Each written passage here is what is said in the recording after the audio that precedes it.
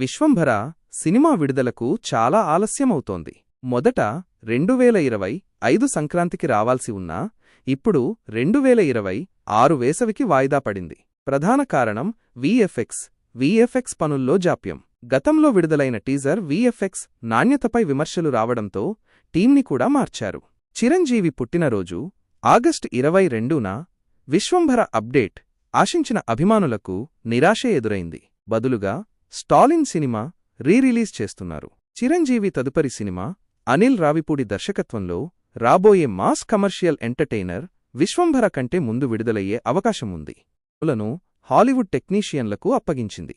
దీనితో పాటు OTT rights ఇంకా ఫైనల్ అవ్వకపోవడం కూడా ఆలస్యానికి మరో కారణం. చిరంజీవి స్వయంగా విఎఫ్ఎక్స్ నాణ్యతతో సంతృప్తి చెందితేనే విడుదల తేదీని ప్రకటిస్తారని సమాచారం.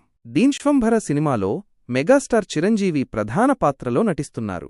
హీరోయిన్గా త్రిష కృష్ణన్ నటిస్తుండగా కునాల్ కపూర్, ఆషికా రంగనాథ్ కూడా కీలక పాత్రలు పోషిస్తున్నారు. రమ్య పసుపులేటి చిరంజీవికి చెల్లెలి పాత్రలో కనిపించనుంది. సురభి కూడా ఒక ముఖ్యమైన పాత్రలో నటిస్తున్నట్లు సమాచారం. మా వీడియోస్ మీకు నచ్చినట్లయితే లైక్ చేయండి, సబ్స్క్రైబ్ చేయండి మరియు పక్కనే ఉన్న బెల్ ఐకాన్ను నొక్కండి. దాని ద్వారా మేము కొత్త వీడియోలు అప్లోడ్ చేసినప్పుడు మీకు వెంటనే తెలుస్తుంది. మీ ప్రోత్సాహానికి ధన్యవాదాలు.